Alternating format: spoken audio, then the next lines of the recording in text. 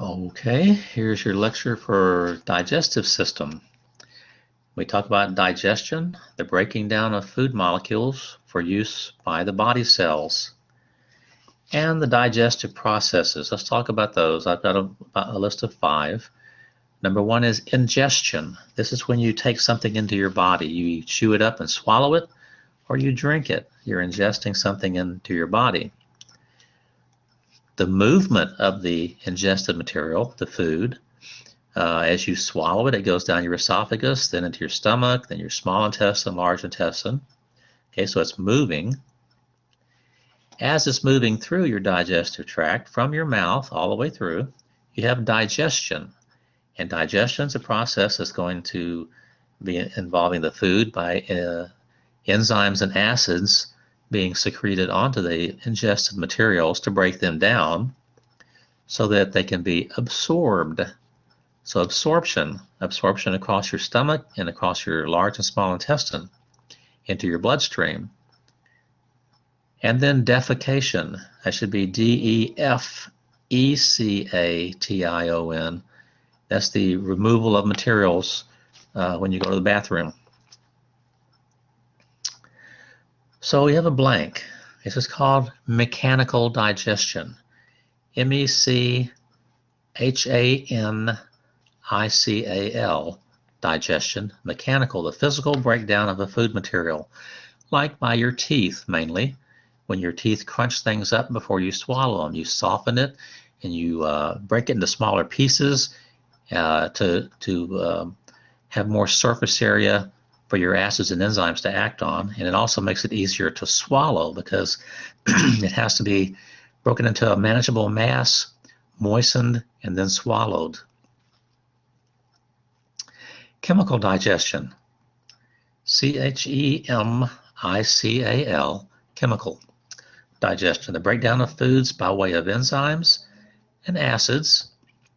Carbohydrates are broken to simpler sugars, lipids to glycerol and fatty acids, and proteins to shorter amino acid sequences. So your digestive process is breaking down those biomolecules, those polymers, into smaller, shorter segments, into monomers or dimers, so that they can be absorbed into your body to be put together to make human carbohydrates, lipids, proteins, nucleic acids. The gastrointestinal tract, you can see this guy here in the profile,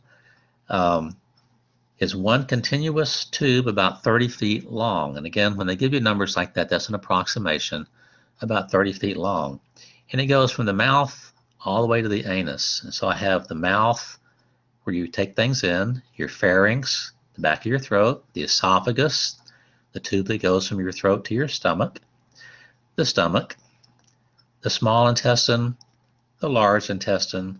It goes all the way down to the rectum there and then to the anus and out of your body. So the anus is the very end. There are accessory structures, A-C-C-E-S-S-O-R-Y. The supportive structures, they're supportive structures, peripheral to the digestive tract. Now your teeth and your mouth are one. Your tongue has supports, it moves the food over your teeth for mechanical digestion. Salivary glands, you have 3 there. Gastric and intestinal glands in your stomach and in your intestine. The liver, it secretes bile. The gallbladder is a storage vessel which will have excess bile. The pancreas, which secretes enzymes and bicarbonate ion. And the appendix there, the appendix is an area that contains your natural bacterial flora in your system, and it helps to make sure that those bacteria are seated in your colon in particular, so that you can further digest the food to vitamins and stuff like that in your large intestine. So let's look at the cross-section. Cross-section of the digestive tract. Now, number 1 is the mucosa. Over here on the right, you see mucosa. This is the inner lining of the gastrointestinal tract, a continuous mucous membrane from the mouth to the anus.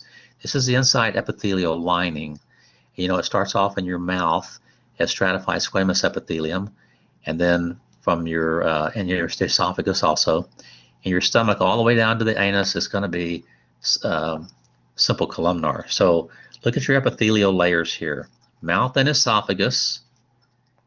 What goes in the blank is stratified squamous epithelium for protection against abrasion. Remember, everywhere you have a friction surface, you're going to have stratified squamous epithelium. And for secretion of mucus and enzymes. From the stomach to the anus is going to be simple columnar epithelium for secretion and absorption. Again, mucus can be secreted and for absorption. And you can look at this and you see that the epithelial layer, we just described that from those two different areas. The mouth and the esophagus has stratified squamous epithelium, and the stomach all the way down to the anus is simple columnar epithelium. But there's also a lamina propria, Lamina, second word, Propria, loose connective tissue. It's like a glue zone, highly vascularized, many lymph vessels and some nodes. Supports the epithelium and binds it to the muscularis mucosa. That's part of the mucosal lining there. Contains glandular epithelium. So you see the mucosal lining is epithelium, the lamina propria, and muscularis mucosa. And the muscularis mucosa, we're going to talk about in just a little bit. That's what causes the inside lining of your small intestine to form folds. The submucosa, the next word down. The layer below the mucosa, that's why it's called submucosa. It's underneath that. It's just kind of thick there. Dense connective tissue which binds the muscularis and the mucosa. Now, this is binds the muscularis externa, is what that should be, to the mucosa. So it's holding those two together. Highly vascularized. Now you look at the third one, muscularis externa. You can put that full word there. Muscularis externa,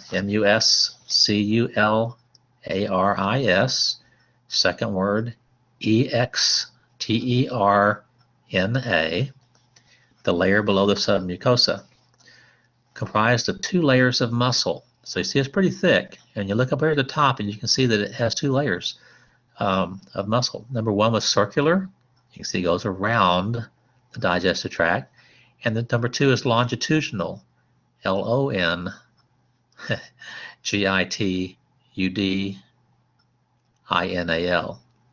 So two layers, circular and longitudinal. And those muscles are involved in peristalsis, which we'll talk about in just a minute. Peristalsis is a wave-like muscular contraction that moves food through your digestive tract, usually one direction.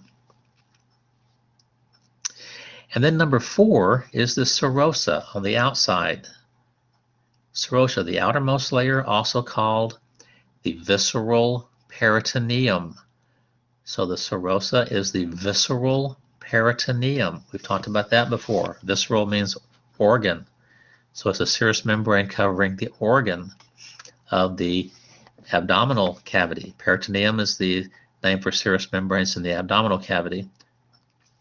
Simple squamous epithelium, that's what the serous membranes are. You have a blank. Mesentery, Mentary,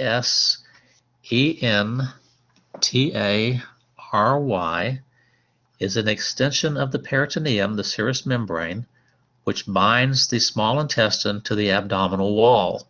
So right up here on the far left, see it says mesentery. It's a double-layered serous membrane. There's a top layer there and there's a bottom layer. And you see it sandwiches, all the blood vessels and lymphatics and stuff are sandwiched in there so they don't get tangled up in your abdominal cavity. So the mesentery supports the small intestine. There's one that supports the large intestine also. It's called the mesocolon. So the double-layered serous membrane which supports the large intestine is called the mesocolon. There's another one, and we'll look at in just a little bit, called the falciform ligament. Falciform,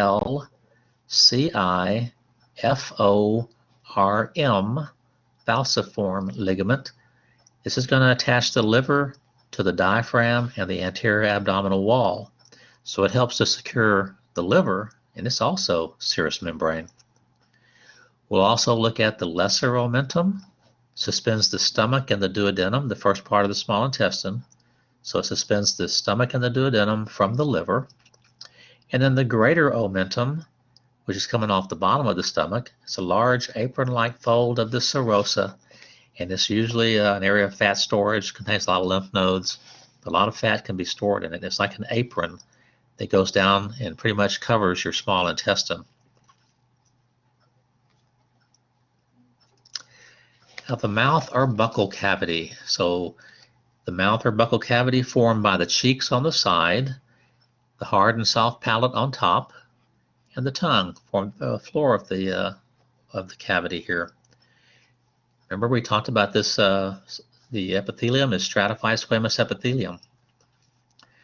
The tongue, which I have it boxed there, moves food over the teeth, and is composed of skeletal muscle. Remember, you can control skeletal muscle, and that is attached to a bone, the hyoid bone in your throat. So if you talk about skeletal muscles attached to bone, it is, but it's also voluntary. It's involved in speech, contains taste buds, and it's responsible for moving food over your teeth when you're chewing something up. And every so often you'll get out of sync. That's when you bite yourself. The lips, well, you know where your lips are, upper and lower lips. Fleshy folds of skin surrounding the opening of the mouth. Now the vermilion, V-E-R-M-I-L-I-O-N,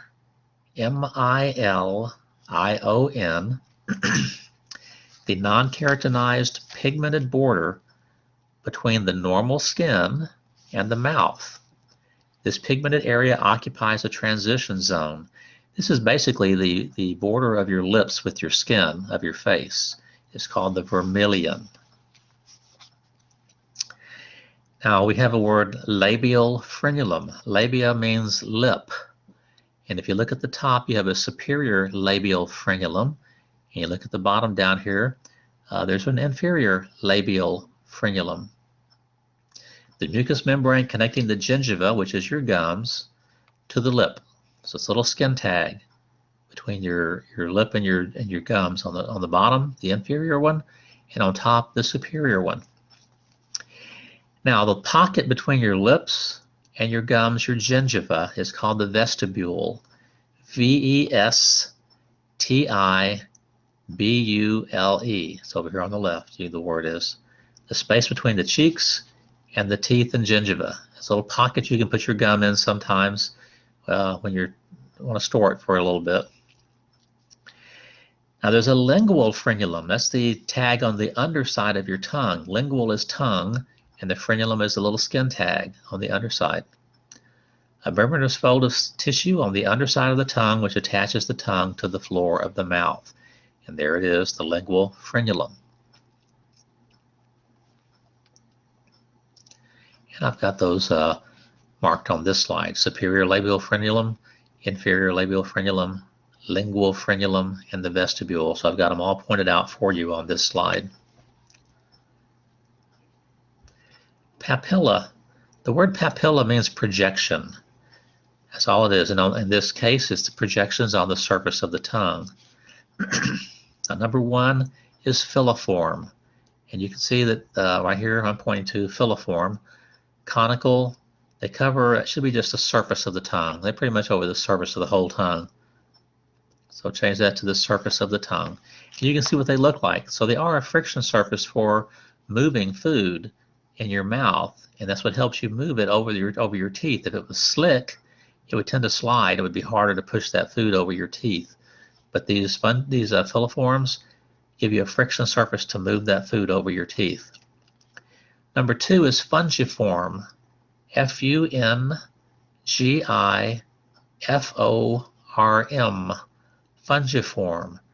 That fungi reminded the people who name things of mushroom caps. Those little buttons look like mushroom caps, and mushrooms are fungus. And so they call them fungiform, F-U-N-G-I-F-O-R-M, fungus shaped. And these cover the front of the tongue, basically. So change your notes to cover the front area of the tongue. And they usually contain about 3 to 5 taste buds in these fungiforms. And number 3 is the circumvallate. Now you can see on this picture, the circumvallate's on the back of the tongue. There's an inverted V. They're donut-like or donut-shaped, an inverted V on the posterior surface of the tongue. They contain more than 100 taste buds each. Now you can see these if you open your mouth real wide in a mirror, and you get a flashlight and you shine it in the mirror to illuminate the back of your mouth. Then you can see in your mouth. So the flashlight's out in front of your mouth. So you illuminate the mirror, illuminates the back of your mouth, and you can see these. You've probably never seen them before, but they are back there on the back of your tongue. Now we look at the salivary glands. It says secretes saliva to keep the membranes moist and to soften and dissolve food materials. Saliva also contains salivary amylase. That's an enzyme. It starts to break down carbohydrates. You can experience this if you're really, really bored. Get some unsalted crackers, about 2. Put them in your mouth, chew them up real good, get them all nice and moist, and let it sit in your mouth for a couple of minutes. It'll eventually start to taste sweet as the carbohydrates are broken down to maltose. Okay, so number 1, your parotid gland, P-A-R-O-T-I-D gland, located under and in front of the ears. This is a big, large one. This is the one that hurts when you bite down on something tart, like a sweet tart, something really sour. These are the ones that contract, it's kind of painful, and start to secrete saliva, and you can see that it's going to be deposited by the parotid duct up by your upper mouth, by your molars and premolars. Submandibular, look over here, I've got it boxed over here, located under the base of the tongue. In the submandibular, under the base of the tongue, you can see it has a submandibular duct, which goes to the front of your frenulum of your tongue. This is the one that sometimes when you're talking, a little spit shoots out, muscles contract, and it's called gleeking, and a little spit comes out. The third one is the sublingual glands. This is under your tongue itself. It's sub-underlingual tongue, so it's under the tongue. You see it has a lot of little ducts which go out. Now saliva, these all secrete a fluid called saliva. Secretions of the salivary gland, a pH of about 6.35, so it's slightly acidic.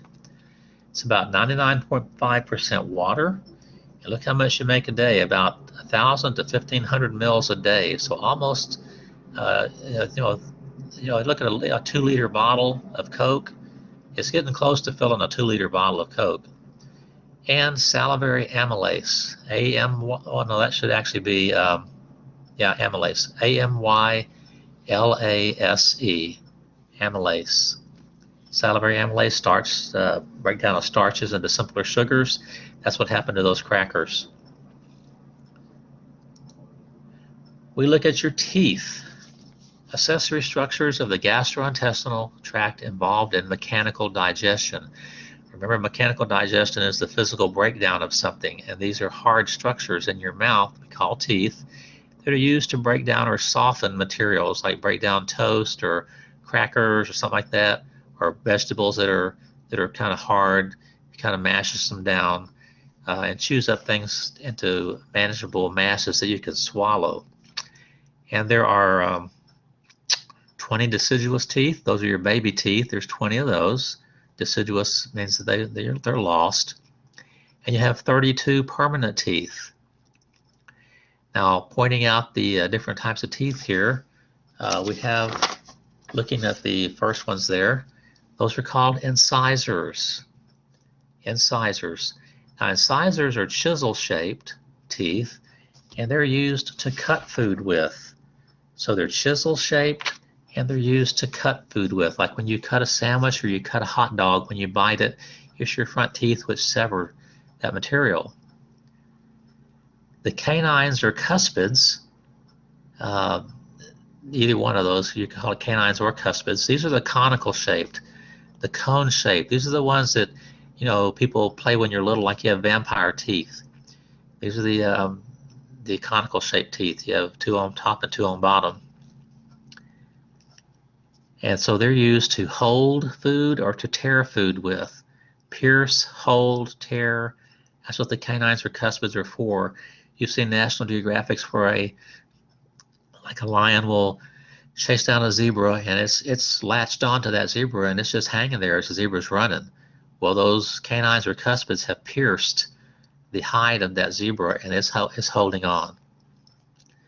Bicuspids or premolars, these are used to grind up food with.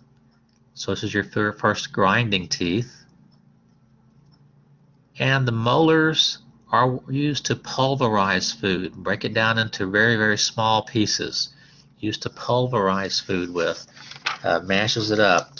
The most power is produced by these molars because they're the closest to the hinge of your jaw.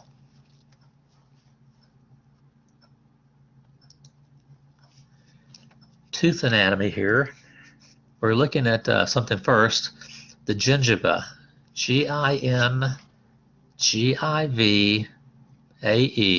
Those are your gums. You can see on this picture, you can see the gingiva, the gums. Now on a test, I want the proper word. If you have to write it out or something, put gingiva, the tissue which surrounds the teeth. There's a bad oral hygiene leads to something called gingivitis, inflammation of the gingiva, and that can cause you to lose your teeth. And we'll talk about that in just a minute too. I guess I'll talk about it in just a minute. Let's look at the tooth. We have the crown here. It says the clinical crown is the exposed portion of the top of the tooth. This is the portion above the gingiva.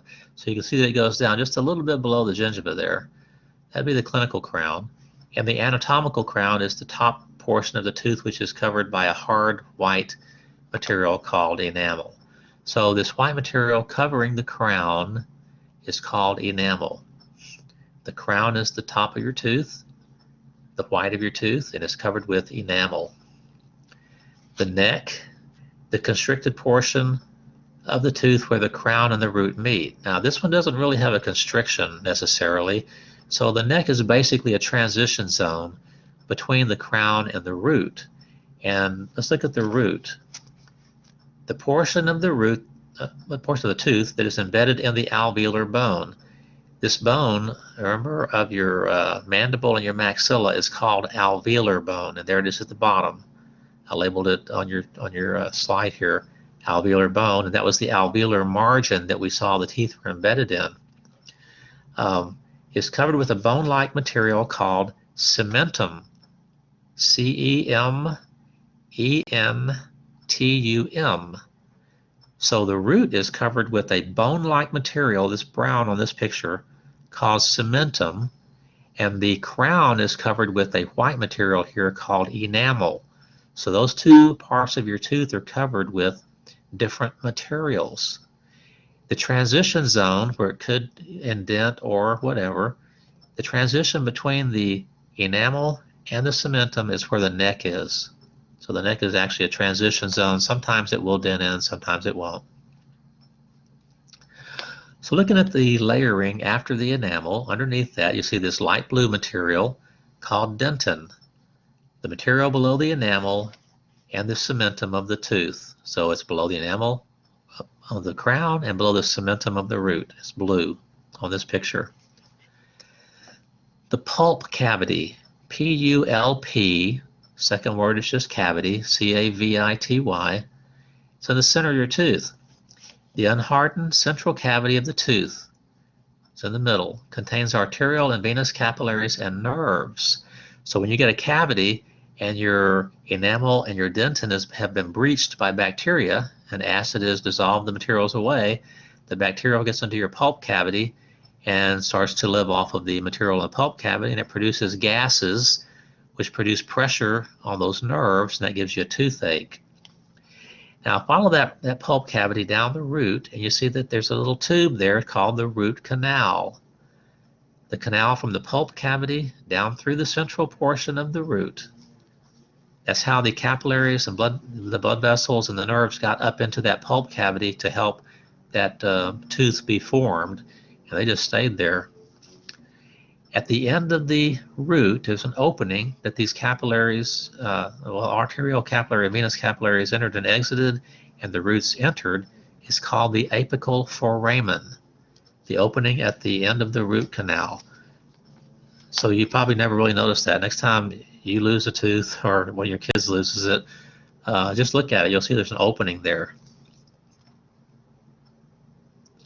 Now, something else that I need to talk about, and it has to do with the gingiva, so you won't want to write it down in your notes, has to do with these little ligaments here called the periodontal ligaments. Periodontal ligaments. They are little collagen strands that go from the cementum to the alveolar bony socket. So you can see them on this picture. I'm circling it right now with my finger there. Periodontal ligaments. Now, those hold your tooth in the socket. If you've ever been hit in the mouth and it loosened the tooth, it broke a bunch of these periodontal ligaments and your tooth was loose. My nephew played basketball and got his front tooth knocked out. A friend of his, which was a dentist, came up, picked up the tooth, washed it off, and stuck it back in his mouth, and he still has it today. The reason for that is, doesn't your body repair itself when it gets damaged, like from a cut or a bone break? And the answer is yes. Well, when all these periodontal ligaments were broken and the tooth came out, that was damage. When you put the tooth back in, the periodontal ligaments were reformed between the cementum and the alveolar bone, and he has his tooth now again. So they repaired himself. Just like if you get a loose tooth, a lot of these are broken and they repair themselves and the tooth is solid in the socket again. Well, his tooth remains in his socket to this day. Some mechanical digestion, let's look at that definition first. The grinding up of a foodstuff by the teeth, that's mechanical digestion. And let's look at some words. Mastication, M-A-S-T-I-C-T-A,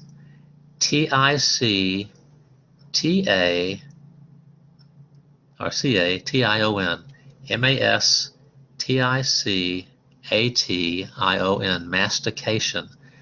The pulverizing or physical breakdown of food and the mixing of the food with the saliva. That's called mastication. So when you chew food up, it's mastication. And you know that big muscle that helps to elevate your mandible is the masseter, right? It has to do with chewing. Now the second blank there is deglutition. D-E-G-L-U-T-I-T-I-O-N. The act of swallowing a foodstuff called a bolus. And you can see on this picture here, this little brown mass is being swallowed here. It says from mouth, it's going down. That's called a bolus.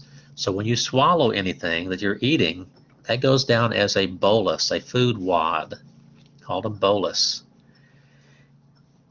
Now the esophagus, which we saw earlier, and you can see on this picture here, there's the esophagus coming down to the stomach.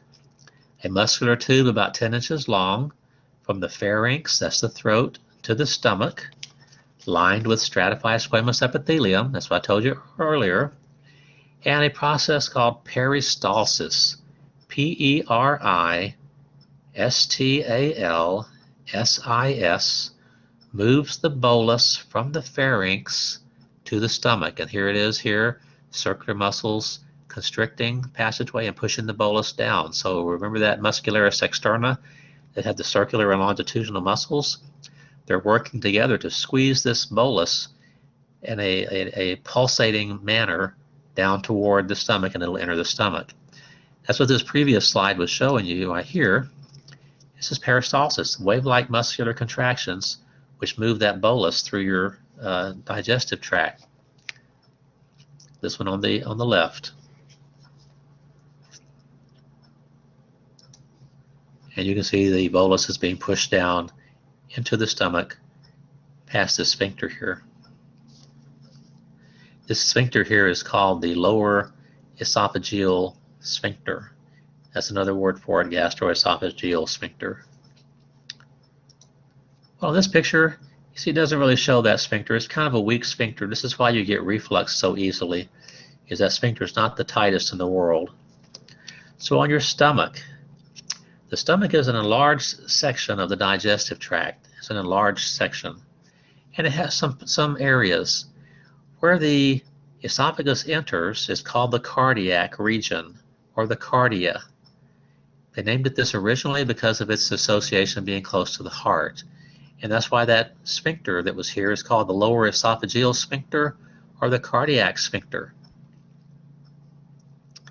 The fundus means basin. It's a dome here. The fundus is this dome portion of the stomach. The body is the main portion of the stomach. And the pylorus is the region that contains the sphincter here called the pyloric sphincter. That's the pylorus. And the end of the stomach is the pyloric region. And then you have the pyloric sphincter and the pylorus. So we have several areas or portions of the stomach. Now you see that I have the greater and lesser curvatures in your notes. The greater curvature is this long curvature on the outside of the stomach, and I've got it in a purple box there. Greater curvature of the stomach. That's the larger, longer curvature. So it's the outside curvature of the stomach. Look on the inside. The lesser curvature is sharper and shorter. The lesser curvature, the inside curvature of the stomach. And we'll come back to that when we talk about the omenta. But we did this a little while ago in the first part. There's a lesser omentum that is attached to the lesser curvature. It attaches the stomach and the duodenum to the liver. And the greater curvature has the greater omentum, serous membrane, which hangs down as an apron. This is where they come off of. Now, rugae, these are the folds inside of the stomach, large folds in the stomach, R-U-G-A-E, the large folds in the stomach. You can see the picture here on the left, and you can see the real one on the right. And I've got the word there, rugae of mucosa, circled, and it's pointed out in the picture and in the real picture.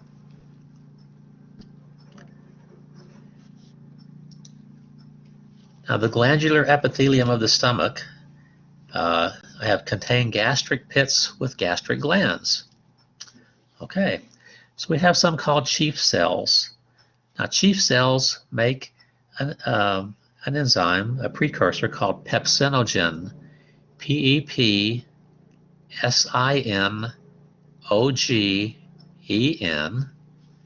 and also makes gastric lipase, but pepsinogen is what's going to be converted by a secretion from the parietal cell up here. The parietal cells secrete hydrochloric acid, HCl, and something called intrinsic factor. Now, the hydrochloric acid produced by the parietal cells is going to break down or convert pepsinogen into pepsin. Pepsin is a protease enzyme, so it'll start protein digestion in the stomach. You have some cells called G cells. It stands for, they produce gastrin. Some more of these gastric glands here. But G cells produce gastrin, G-A-S-T-R-I-N. And this enhances gastric motility and hydrochloric acid secretion. So it's going to affect these parietal cells also. So gastrin enhances gastric motility, makes it more active for moving the food around in your stomach, and hydrochloric acid secretion to break down more or convert more pepsinogen into pepsin, and also hydrochloric acid works on breaking materials down. And then there's some mucus cells here. See some mucus neck cells. These secrete mucus in the stomach, and that mucus is to protect you from your digestive enzymes and your digestive process in your stomach.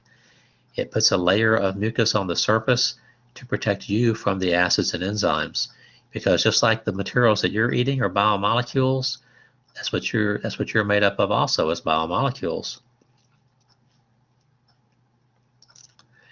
Now, in your stomach, the material that's been there, this liquid in here, is called chyme, C-H-Y-M-E, not chyme, it's called chyme. Food which has been mixed with water and gastric juices. So it's been in there for a while, and it's all liquidy. It's like a brown gravy. You've probably thrown up before, and there's two types of throw up. There's it's called reverse peristalsis. It's either going to be chunky, which it hadn't been in there very long, or it's going to be like brown gravy, which has been there a while. And that's what chyme is. It's like a brown gravy. Materials have been broken down quite a bit. There's more surface area for more enzymes to act on, and it's getting the material ready to go down your digestive tract in a liquid form. Pepsin breaks peptide bonds of proteins. Okay. Gastric lipase, lipase for lipid enzyme, splits butterfat molecules found in milk. You have a blank there. Renin, R-E-N-N-I-N. Curds milk so it will stay in an infant's stomach longer. Now we don't have that. It's only going to be in infants, so you stop producing it as you age. And if you've ever had kids and they've had their bottle or been nursing, and then they throw up and it looks like cottage cheese, that's the effect of renin. It's curdled that milk so that it can be broken down easier. It won't leave the stomach as fast. Gastrin promotes secretion of gastric juice, like we saw just a little while ago. I told you, increases the motility of the stomach till the pH reaches around a pH of 2. So stomach acid is pretty acidic. It's this, it burns when you throw up, or when you have esophageal reflux, even a heartburn. The reason it burns is it's so acidic in your stomach. It's supposed to only be that pH in your stomach to help break down food. Secretin decreases gastric secretions. And another one called cholecystokinin is written in there.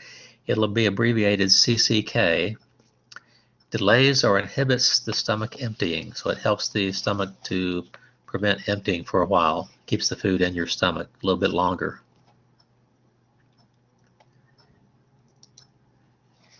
Now here's the pancreas. And you see that it's located right below the stomach in what's called the first duodenal loop, as the duodenum loops under the stomach. So I have found in the duodenal loop formed as the duodenum leaves the stomach. The serous membrane is going to cover the stomach on the outside, because that's going to be visceral peritoneum, and it covers the small intestine also, so it bridges across. And the pancreas is in between two layers of serous membrane also. Now, the pancreas is endocrine, and pancreatic cells, about 1% of the pancreatic cells are the endocrine function for the pancreas. Remember the Isles of Langerhans, or the pancreatic isles? When we did the endocrine system, those contain the alpha, beta, and delta cells, and the alpha cells make glucagon, beta cells make insulin. Well, that's the insulin, that's the endocrine part of the pancreas. About 1% of that pancreas is endocrine. The other 99% is exocrine. So number 2, exocrine, acinar cells, and it's written there, those are called pancreatic acini. 99% of the pancreas is made up of those cells. Those are exocrine. They secrete bicarbonate ion, BICARBONATE